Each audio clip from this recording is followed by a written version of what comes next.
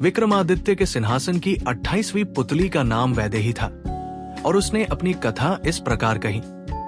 एक बार राजा विक्रमादित्य अपने शयन कक्ष में गहरी निद्रा में लीन थे। उन्होंने एक सपना देखा। एक स्वर्ण महल है, महल के चारों ओर उद्यान है और उद्यान में हजारों तरह के फूलों से लदे पौधे हैं। उन फूलों पर तरह तरह की तितलियां मंडरा रही हैं और सारा दृश्य बड़ा ही मनोरम है। स्वच्छ और शीतल हवा बह रही है और महल से कुछ ही दूरी पर एक योगी साधनारत है। योगी का चेहरा गौर से देखने पर विक्रम को वो अपना हमशक्ल मालूम पड़ा। ये सब देखते देखते ही विक्रम की आंखें खुल गई। वे समझ गए कि उन्होंने कोई अच्छा सपना देखा है। जागने के बाद भी सपने में दिखी हर चीज उन्हें स्पष्ट याद थी। उन्हें अपने सपने का मतलब समझ नहीं आया। सारा दृश्य अलौकिक अवश्य था, मगर मन की उपज नहीं माना जा सकता था। राजा ने बहुत सोचा पर उन्हें याद नहीं आया कि कभी उन्होंने अपने जीवन में ऐसा कोई महल देखा हो। उन्होंने पंडितों और ज्योतिषियों से अपने सपने की चर्चा की और उन्हें इसकी व्याख्या करने को कहा। सारे विद्वान और पंडित इस नतीजे पर पहुंचे कि महाराजाधिराज ने सपने में स्वर्ग का दर्शन किया है तथा सपनों का अलौकिक महल स्वर्ग के राजा इंद्र का महल है। देवता शायद उन्हें वो महल दिखाकर उन्हें सशरीर स्वर्ग आने का निमंत्रण दे चुके हैं। विक्रम ये सुनकर बड़े आश्चर्य में पड़ गए। उन्होंने कभी भी न सोचा था कि उन्हें स्वर्ग आने का इस तरह निमंत्रण मिलेगा। वे पंडितों से पूछने लगे कि स्वर्ग जाने का कौन सा मार्ग होगा तथा स्वर्ग यात्रा के लिए क्या क्या आवश्यकता हो सकती है। काफी मंथन के बाद सारे विद्वानों ने उन्हें वह दिशा बताई जहां से स्वर्गारोहण हो सकता था तथा उन्हें बताया गया कि कोई पुण्यात्मा जो सतत भगवान का स्मरण करता है तथा धर्म के पद से विचलित नहीं होता वही स्वर्ग जाने का अधिकारी है। राजा ने कहा कि राजपाट चलाने के लिए जानबूझकर नहीं तो भूल से ही अवश्य उनसे कोई धर्म विरुद्ध आचरण हुआ होगा। इस पर सभी ने एक स्वर से कहा कि यदि वे इस योग्य नहीं होते तो उन्हें स्वर्ग का दर्शन ही नहीं हुआ होता। सबकी सलाह पर उन्होंने राजपुरोहित को अपने साथ लिया और स्वर्ग की यात्रा पर निकल पड़े। पंडितों के कथन अनुसार उन्हें यात्रा के दौरान 2 पुण्य कर्म भी करने थे। ये यात्रा कठिन और लंबी थी। विक्रम ने अपना राजसी भेष त्याग दिया था और अत्यंत साधारण कपड़ों में यात्रा कर रहे थे।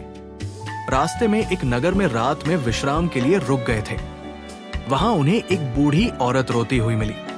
उसके माथे पर चिंता की लकीरें उभरी हुई थी तथा गला रोते रोते रूंधा जा रहा था। विक्रम ने द्रवित होकर उससे उसकी चिंता का कारण पूछा तो उसने बताया कि उसका एकमात्र जवान बेटा सुबह ही जंगल गया, लेकिन अभी तक नहीं लौटा है। विक्रम ने जानना चाहा कि वो जंगल किस प्रयोजन से गया। बूढ़ी औरत ने बताया कि उसका बेटा रोज सुबह जंगल से सूखी लकड़ियां लाने जाता है और लकड़ियां लाकर नगर में बेचता है। लकड़ियां बेचकर जो पैसा मिलता है उसी से उनका गुजारा होता है। विक्रम ने कहा कि अब तक वो नहीं आया है तो आ जाएगा। बूढ़ी औरत ने कहा कि जंगल बहुत घना है और नरभक्षी जानवरों से भरा है। उसे शंका है कि कहीं किसी हिंसक जानवर ने उसे अपना ग्रास ना बना लिया हो। उसने ये भी बताया कि शाम से वो बहुत सारे लोगों से विनती कर चुकी है कि उसके बेटे का पता लगाए, लेकिन कोई भी जंगल जाने को तैयार नहीं हुआ। उसने अपनी व्यथा दिखाई कि वो बूढ़ी और निर्बल है, इसलिए खुद जाकर पता नहीं कर सकती।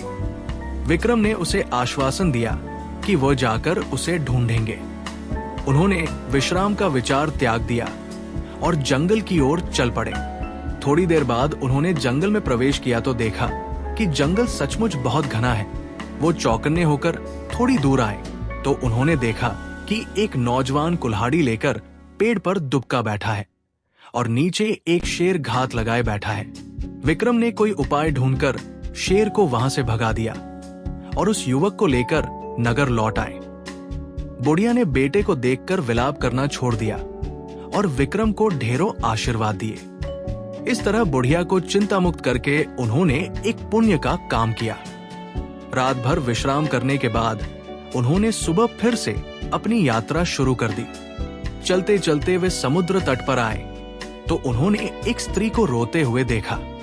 स्त्री को रोते देखा, वे उसके पास आए तो देखा कि एक माल वाहक जहाज खड़ा है और कुछ लोग उस जहाज पर सामान लाद रहे हैं। उन्होंने उस स्त्री से उसके रोने का कारण पूछा तो उसने बताया कि बस 3 महीने पहले उसका विवाह हुआ है और उसका पति इसी जहाज पर कर्मचारी है तथा जहाज का माल लेकर दूर देश जा रहा है। विक्रम ने जब उससे कहा कि इसमें परेशानी की कोई बात नहीं है और कुछ ही समय बाद उसका पति लौट आएगा, तो उसने अपनी चिंता का कारण कुछ और ही बताया। उसने बताया कि उसने कल सपने में देखा कि एक माल वाहक जहाज समुद्र के बीच में ही भयानक तूफान में घिर जाता है। तूफान इतना तेज है कि जहाज समुद्र में डूब जाता है। वो सोच रही है कि अगर वो सपना सच हुआ तो उसका क्या होगा। विक्रम को उस पर तरस आया और उन्होंने समुद्र देवता द्वारा प्रदत्त शंख उसे देते हुए कहा, ये अपने पति को दे दो। जब भी तूफान या अन्य कोई प्राकृतिक विपदा आए तो इसे फूंक देगा। उसके फूंक मारते ही सारी विपत्ति हल हो जाएगी। विक्रम ने शंख में फूंक मारी और समुद्र का पानी कोसों दूर चला गया। उस पानी के साथ वो जहाज और उस पर मौजूद सारे कर्मचारी भी कोसों दूर चले गए। अब दूर दूर तक केवल समुद्र तट फैला नजर आता था।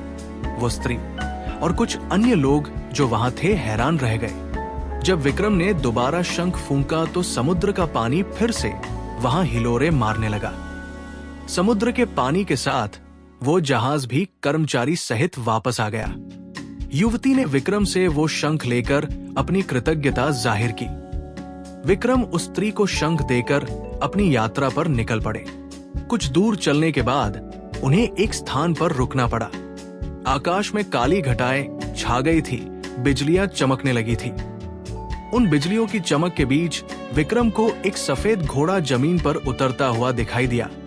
विक्रम ने ध्यान से उसकी ओर देखा, तभी आकाशवाणी हुई, महाराजा विक्रमादित्य, तुम्हारे जैसा पुण्य आत्मा शायद ही कोई और हो। तुमने रास्ते में 2 पुण्य किए। तुम्हें लेने के लिए एक घोड़ा भेजा जा रहा है जो तुम्हें इंद्र के महल तक पहुंचा देगा। विक्रम ने कहा, मैं अकेला नहीं हूं, मेरे साथ राजपुरोहित भी है, उनके लिए भी कोई व्यवस्था की जाए।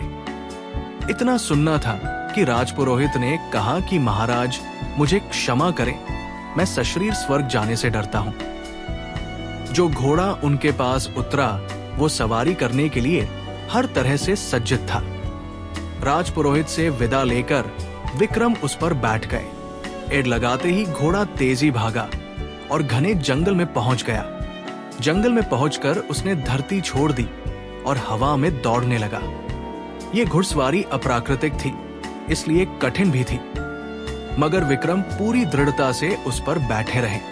हवा में कुछ देर उड़ने के बाद वो घोड़ा आकाश में दौड़ने लगा।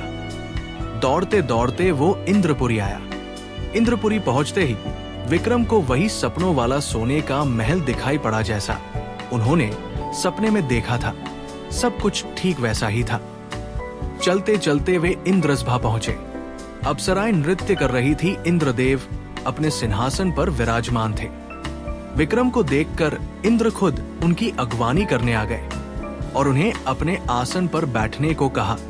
विक्रम ने ये कहते हुए मना कर दिया कि वे इस आसन के योग्य नहीं है। इंद्र उनकी नम्रता और सरलता से प्रसन्न हो गए। इंद्र ने उन्हें एक मुकुट उपहार में दिया